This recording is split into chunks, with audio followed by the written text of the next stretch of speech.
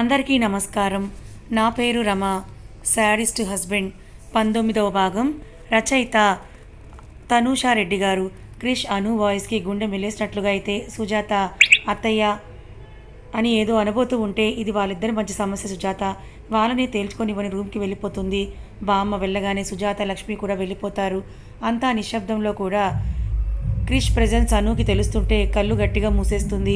Anu open the door అని గంభీరంగా వినిపిస్తుంది క్రిష్ వాయిస్ అను ఉలిక్కిపడి అతని గొంతు ఆమెలో మరింత కోపాన్ని బాధని పెంచుతూ ఉంటే ఏ సమాధానం ఇవ్వదు. అను నీతో మాట్లాడాలి, ఓపెన్ ద డోర్ అని మళ్ళీ నాక్ చేస్తాడు.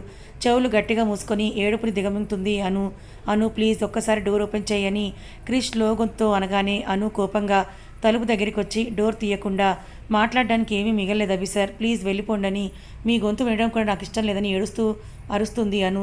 తను మెంటల్లీ చాలా డిస్టర్బ్గా ఉందనుకొని సైలెంట్గా తన రూమ్కి వెళ్ళిపోతాడు క్రిష్. ఆ రాత్రి క్రిష్కి జరిగింది కొంచెంగా స్ట్రైక్ అవుతూ ఉంటే కోపంతో చేతిలో విస్కీ గ్లాస్ని చేతిలోనే పగిలిపోతే రక్తం కారుతుంది పిడికిటి నుండి.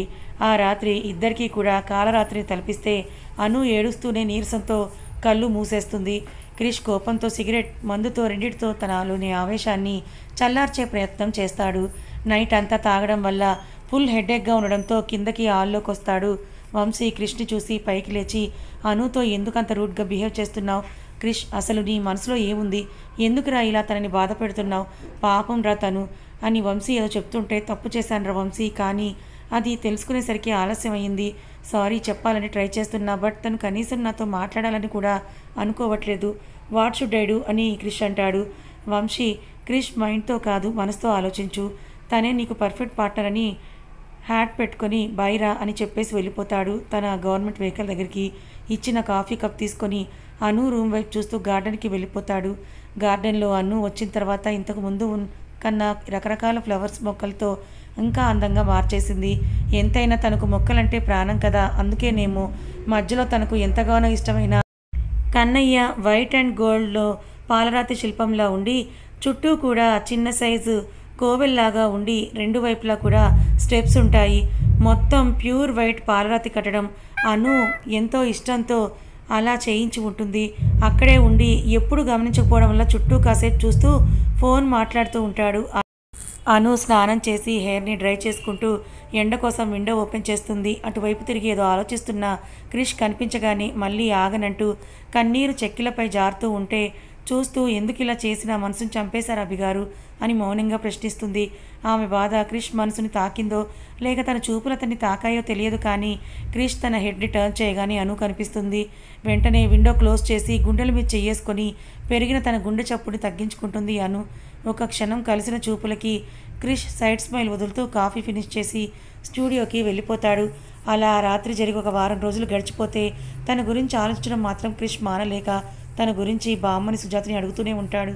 అలా అను బయటికి రాక ఆ గదిలోనే పరిమితమైతే క్రిష్ అను కోసం చూస్తూనే ఉంటాడు, కానీ అసలు తనతో మాట్లాడడానికి కూడా అవకాశం ఇవ్వదు. రోజు ఏదో ఒక వంకతో కిందకు రావటం, అను చూడలేదే అని నిరాశతో వెనుతిరగటం, ఆమె ఆలోచన నుండి బయటికి రావడానికి షూటింగ్స్తో వరుసగా బిజీ అయిపోతాడు క్రిష్. కొడుకు కోడలు సంతోషంగా లేరని సూర్యదేవ్ గారికి తెలిసినా కూడా తన విషయంలో ఒకరి ఇంటర్ఫియర్ క్రిష్కి అస్సలు నచ్చదు కనుక సైలెంట్ అయిపోయి ఆఫీస్ వ్యవహారాల్లో బిజీ అయిపోతారు. అను స్నానం చేసి తడితలతోనే కిటికీ నుండి కనిపిస్తున్న కన్నయ్యనే చూస్తూ వేణుమాధవ ఎందుకు ఇలా నా జీవితం రాసిపెట్టావని మౌనంగా మనసులోనే అర్థిస్తూ ఉంటే సుజాత వచ్చి ఏంటి అను తల కూడా తుడుచుకోకుండా అంత పరధ్యానం ఏంటి ఇలా రా అని అనుని బెడ్ మీద కూర్చోబెట్టి తల తుడవడం స్టార్ట్ చేస్తుంది. అత్తయ్య ఆయన నా గురించి ఒక్కసారైనా అడిగారా అని మనసు ఆగక అడుగుతున్నాను. అడగటం ఏంటను, రోజు నువ్వు లేచినప్పటి నుండి పడుకునేంత వరకు క్రిష్ అడుగుతూనే ఉన్నాడు తెలుసా, నువ్వు తిన్నావా లేదో అని రోజు లక్ష్మమ్మకు ఫోన్ చేసి మరీ అడుగుతున్నాడు. నాకెందుకో క్రిష్ మారినట్లుగా అనిపిస్తోందను, జరిగింది మర్చిపోయి ఒకసారి క్రిష్కి ఒక్క అవకాశం ఇచ్చి చూడమ్మా అని సుజాత అంటుంది. ఇంకో 2 నెలల్లో విడిపోయే వాళ్ళం, మారినా మారకపోయినా పెద్ద తేడా ఏమీ ఉండదత్తయ్య అని మనసులో అనుకుని ఒక వైరాగ్యపు నవ్వు నవ్వి మర్చిపోవడం అంత తేలిక కాదత్తయ్య అని సైలెంట్ అవుతుంది. సుజాత బాధగా అను వైపు చూసి ఇంకేమీ మాట్లాడకుండా తన జడ వేసి పూలు పెడుతూ ఉంటే ఇప్పుడు ఎందుకు అత్తయ్య ఇవన్నీ అని అను ఇబ్బందిగా అంటే అలా అనకూడదు అను అని పూలు జడలో తురిమి నువ్వు ఇక్కడే ఉండు, బ్రేక్ఫాస్ట్ తీసుకొని వస్తానని సుజాత బయటకు వెళ్ళిపోతుంది. ఇంతలో క్రిష్ రెడీ అయ్యి కిందకొచ్చి డైనింగ్ టేబుల్ దగ్గర వంశీతో మాట్లాడుతూ బ్రేక్ఫాస్ట్ చేస్తుంటే ఫోన్ మోగుతుంది. లిఫ్ట్ చేసిన క్రిష్కి శాన్వి గురించి ఒక విషయం తెలిసి వస్తున్నా, తను అక్కడే వెయిట్ చేయమను అని కాల్ కట్ చేసి వెళ్తుంటే వంశీ, క్రిష్ టిఫిన్ చేసి వెళ్ళరా అని అంటే, లేదు Vamshi, I have to go అని ఫాస్ట్గా వెళ్ళిపోతాడు. ఫోన్లో మాటలు విన్న వంశీ శాన్వి గురించి అని పిడికిలి బిగిస్తే బామ్మ రూమ్ నుండి బయటకొస్తూ, వంశీ అభి ఎక్కడ తినకుండానే వెళ్ళిపోయాడా అని అడిగితే, హా గ్రాని, ఆ దెయ్యం ఉంది కదా వదలకుండా పట్టుకొని అని కోపంగా అంటాడు. ఏమంటున్నారు అని బామ్మ అంటే, ఆ శాన్వి నుండి ఫోన్ కాల్ గ్రాని, దానికోసమే వెళ్ళినట్టున్నాడని వంశీ అంటాడు. సరిగ్గా అదే టైంకి సుజాత కూడా అను కోసం ప్లేట్ తీసుకొని అను రూమ్కి వెళ్ళడంతో వంశీ మాటలు అనుకి కూడా వినిపిస్తాయి. 1-2 సార్లు ఆ పేరు పూర్తిగా విన్నా తెలియని అను ఎవరత్తయ్య శాన్వి అని అడిగితే చెప్పాలా వద్దా అని తటపటాయిస్తుంది సుజాత. అత్తయ్య, ఆయన నా భర్త, నేను ఆయన భార్యని, భర్త గురించి తెలుసుకోవాల్సిన భార్యకి ఉండదా చెప్పండి అని అడుగుతుంది. అను బలవంతం చేసేసరికి శాన్వి క్రిష్ గర్ల్ ఫ్రెండ్ అను. పెళ్ళికి ముందు ఇద్దరి మధ్య రిలేషన్ ఉంది, కానీ క్రిష్ దాన్ని ఎక్కడ ఈ ఇంటి కోడలుగా తెస్తాడో అని నేను అత్తయ్య భయపడిన క్షణం లేదు తెలుసా. కానీ క్రిష్ నిన్ను ఈ ఇంటి కోడలుగా నువ్వు తీసుకుని రాగానే ఎంత సంబరపడ్డామో మాకే తెలుసు. ఆ శాన్వి ఒక పిశాచి, డబ్బు కోసం సినిమా ఆఫర్లు కోసం క్రిష్ని బుట్టలో వేసుకుందని సుజాత చెప్పడంతోనే అను కళ్ళు కోపంతో ఎర్రబడతాయి. మీ అబ్బాయికి నేను ఎలా కనిపిస్తున్నాను అత్తయ్య? పెళ్లి పేరుతో నన్ను బాధపెట్టే రైట్స్ ఎవరిచ్చారు? నేను ఇక్కడ ఇంత నరకం అనుభవిస్తుంటే ఆయనకి తన గర్ల్ ఫ్రెండ్తో గడపడానికి ఎలా మనసు వచ్చింది? ఇలాంటి భర్త నాకొద్దు, ఆయనతోనే డైరెక్ట్గా తేల్చుకుంటానని ఆవేశంగా బయటకు వెళ్ళి డ్రైవర్ని చూసి, సార్ షూటింగ్ స్పాట్కి తీసుకొని వెళ్ళు అని చెప్పి కారులో కూర్చుంటుంది.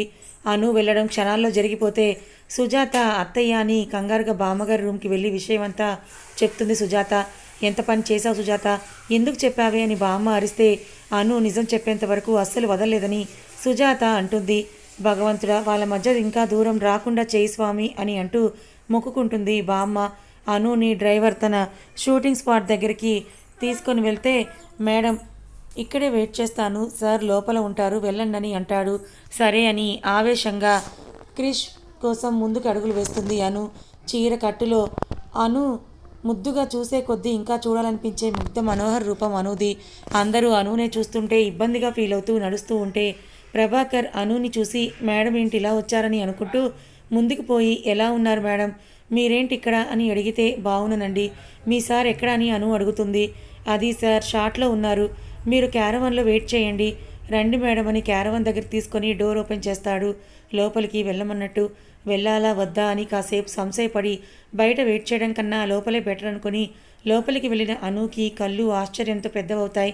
ఒక లగ్జరీ హోటల్కి ఏమాత్రం తక్కువ కాకుండా costly furniture, foam bed, attached washroom, పెద్ద మిర్రర్, మినీ ఫ్రిడ్జ్ని చూసి అసహనంగా నిట్టూర్చి వెళ్ళి సోఫాలో కూర్చుంటుంది.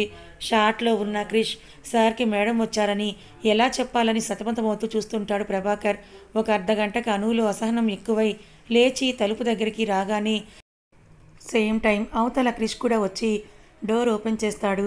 లాస్ట్ సెకండ్లో డోర్ ఓపెన్ అవ్వగానే అను క్రిష్ని ఇంచు గ్యాప్లో అంత దగ్గర నుంచి చూసి స్టెప్స్ నుంచి పాదం స్లిప్ అయ్యి వెనక్కి పడిపోతూ ఉంటే క్రిష్ క్విక్గా రియాక్ట్ అయ్యి ఆమె నడుము పట్టి తన వైపుకు లాక్కుంటాడు. క్రిష్ ఇద్దరి కళ్ళు ఒక క్షణం లాక్ అయితే అను కళ్ళల్లో కోపం, మోసపోయానని బాధ, క్రిష్ కళ్ళల్లో ఇది అని చెప్పలేని భావం.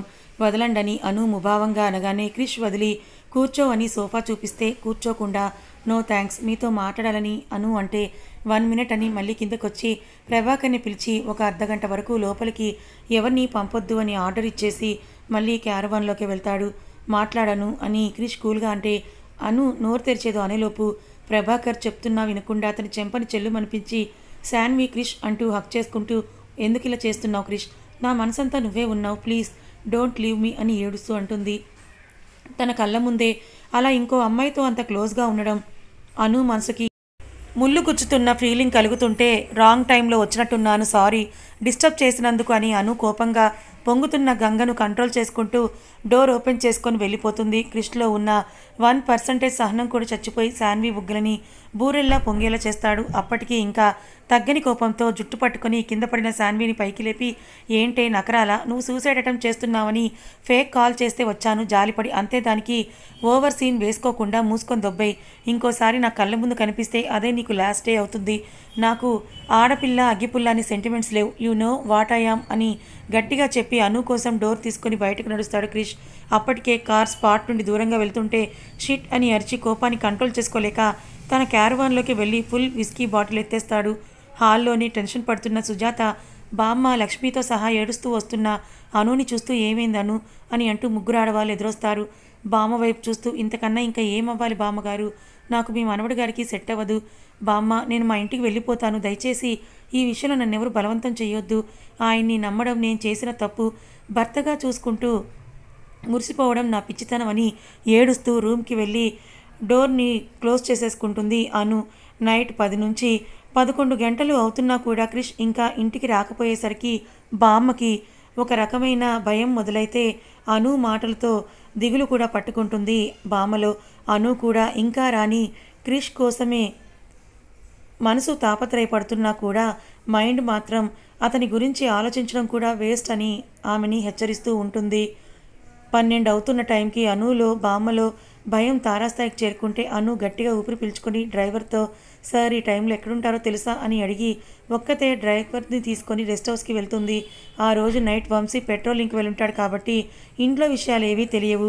సూర్యదేవ్ గారు కూడా ఎప్పుడు ఇంటికి వస్తారో ఆయనకే తెలియనంత బిజీగా గడుపుతూ ఉంటారు. కార్ నేరుగా గెస్ట్ హౌస్ ముందు ఆగితే అక్కడ క్రిష్ కార్ని చూసి అను ఊపిరి పీల్చుకుంటుంది. ఇప్పుడున్న బంగ్లా అంత పెద్దగా లేకున్నా విశాలంగా ఉన్న గెస్ట్ హౌస్ని చూస్తూ లోపలికి వెళ్తుంది. లోపలికి వెళ్ళిన అనుకి సోఫాలో కూర్చొని విస్కీ గ్లాస్ పట్టుకొని ఎప్పుడు నీట్ డ్రెస్సింగ్లో ఉండే క్రిష్ నలిగిన షర్ట్తో ఉండి కోపం వల్ల ఏమో ముఖమంతా రెడ్గా ఉంటుంది. అను పట్టీల సౌండ్కి తలెత్తి చూసిన క్రిష్కి బిక్కుబిక్కుమంటూ తననే చూస్తున్న అను కనిపించి, అను నువ్వేంటి ఈ టైంలో ఇక్కడికి ఎలా వచ్చావు, గ్రానీకి ఏం కాలేదు కదా అని పైకి లేస్తూ షాకింగ్ ఎక్స్ప్రెషన్తో అడుగుతాడు. లేదని తల అడ్డంగా తిప్పి, ఇంత టైం వరకు ఇంటికి రాకుండా ఇక్కడేం చేస్తున్నారు, మిమ్మల్ని ప్రేమించిన వాళ్ళని మోసం చేయడం బాధ పెట్టడం తప్ప ఇంకేమీ రావా బామ్మ, ఆపరేషన్ జరిగి జస్ట్ 1 మంత్ మాత్రమే అవుతోంది, అది కూడా గుర్తు లేకుండా మీరు ఈ వయసులో ఆవిడని అంతలా ఇబ్బంది పెట్టొచ్చా అని అను అరుస్తుంది. ఓ ఫైన్, అంటే నువ్వు గ్రాని నా గురించి వరి అవుతుందని కాబట్టే వచ్చావు కానీ నా కోసం కాదు కదా అని క్రిష్ అంటాడు సూటిగా అను కళ్ళలోకి చూస్తూ. మీకోసం చూడ్డానికి నేనెవరు నబీ గారు, మీ చేతిలో మానంతో పాటు ఆత్మాభిమానాన్ని కూడా పోగొట్టుకొని మీ దృష్టిలో ఏమాత్రం విలువలేని ఒక మిడిల్ క్లాస్ ఆడదాన్ని, ఇంకో 2 నెలల్లో మీతో డైవర్స్ తీసుకునే మీ మాజీ భార్యని, అలాంటప్పుడు నేనెందుకు మీకోసం ఆలోచించాలి అని అను అంటుంది.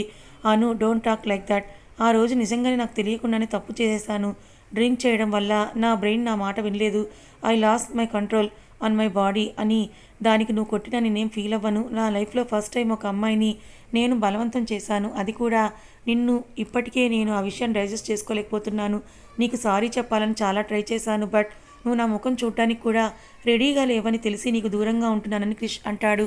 అను శారీ పళ్ళుని తీసి, సారీ చెప్పినంత తేలిగ్గా నా ఒంటి మీద ఉన్న మీరు చేసిన ఈ గాయాలు మాంతాయేమో కానీ నా మనసుకు మీరు చేసిన గాయం ఎప్పటికీ మానదు, ఎందుకు చేశారు ఇలా, మీరు వాడుకొని నన్ను మోసం చేయడానికి నేనే దొరికానా, మిమ్మల్ని నా ప్రేమతో మార్చుకోవాలని చూశాను కానీ మీరు ఒక్క రాత్రితో నా మనసుని ముక్కలు చేసేశారు, నేనేం తప్పు చేశాను అభిగారు, ఎందుకు నేనంటే మీకు నచ్చడం లేదని ఏడుస్తూ అంటుంది అను.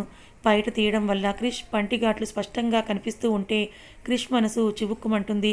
అను మోకాల మీద పడిపోయి హిస్టీరియా వచ్చిన దానిలా ఏడుస్తూ నీరసంతో అన్కాన్షియస్ అయిపోయి పడిపోతూ ఉంటే 2 అడుగుల్లో అనుని చేరుకొని తల ఫ్లోర్కి తగలకుండా అరచేయి అడ్డుపెట్టి అనుని పూడుకుపోతున్న గొంతుతో పిలుస్తాడు.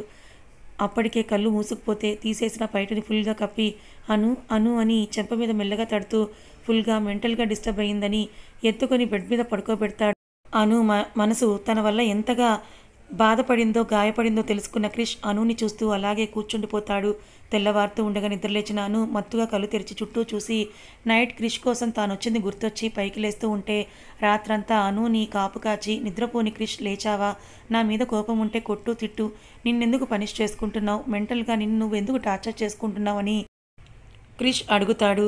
ఈ పెయిన్ నాకు మీరిచ్చిందే అని బెడ్ని చూసుకొని టక్కున లేచి కిందకి దిగి ఎంతమందితో ఎన్ని రాత్రులు ఈ బెడ్ మీద మీరు గడిపారో దాని మీద నన్నెందుకు పడుకోబెట్టారు, తలుచుకుంటుంటే నా ఒళ్ళంతా తేళ్ళు పాములు పాకుతున్న ఫీలింగ్ వస్తోందని అను క్రిష్ వైపు అసహ్యంగా చూస్తూ అంటుంది.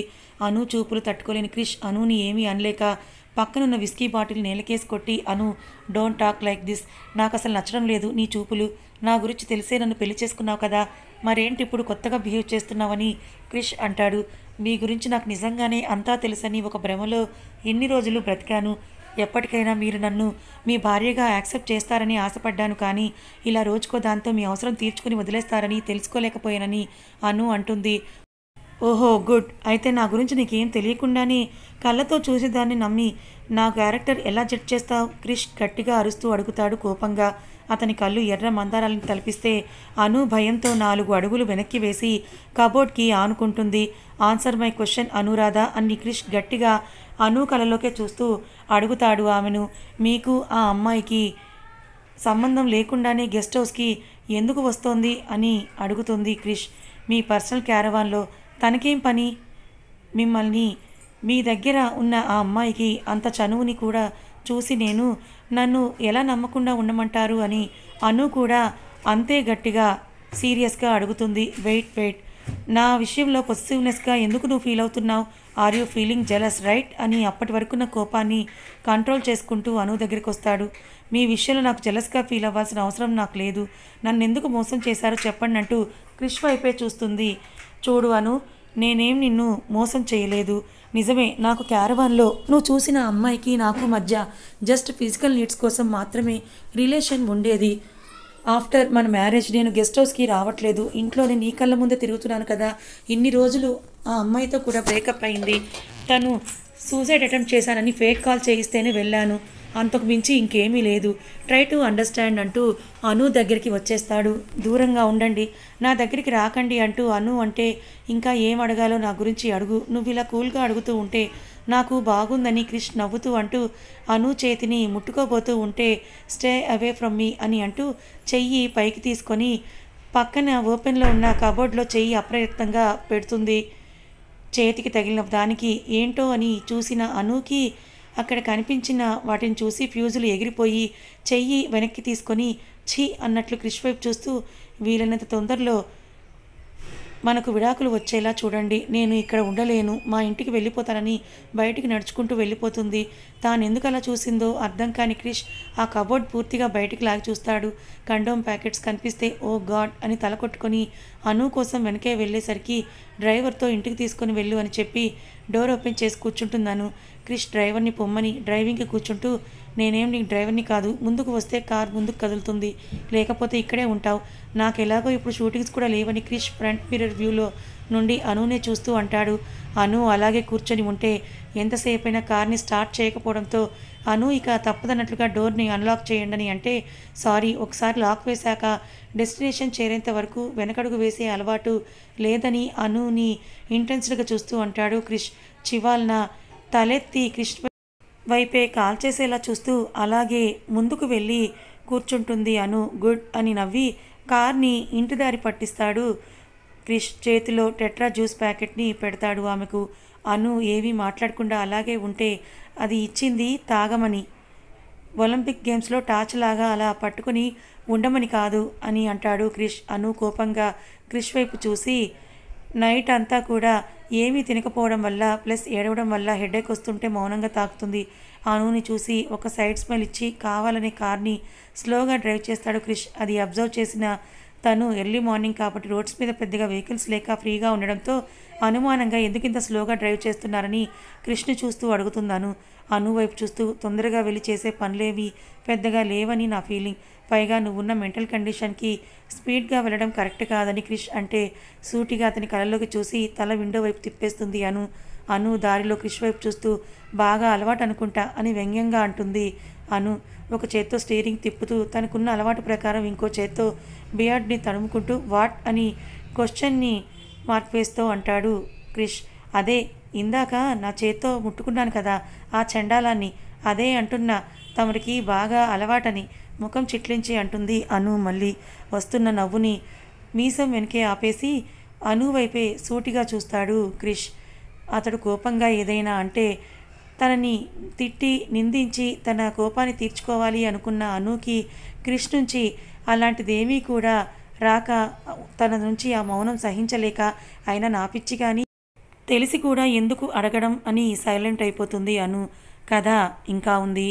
మరి అను మనకు విడాకులు రావాలి అని క్రిష్ని అడిగింది కదా, క్రిష్ అను కోరినట్టే విడాకులు ఇస్తాడా? క్రిష్లో పశ్చాత్తాపం కనిపిస్తుంది కాబట్టి అది ప్రేమగా మారుతుందా? మరి క్రిష్ ప్రేమని అను అర్థం చేసుకుంటుందా? అసలు వీళ్ళిద్దరి మధ్య ఉన్న ఈ బంధం కలకాలం నిలుస్తుందా లేక మధ్యలోనే విడిపోతుందా? తెలుసుకోవాలి అనుకుంటే ఛానల్ని ఫాలో అవ్వండి.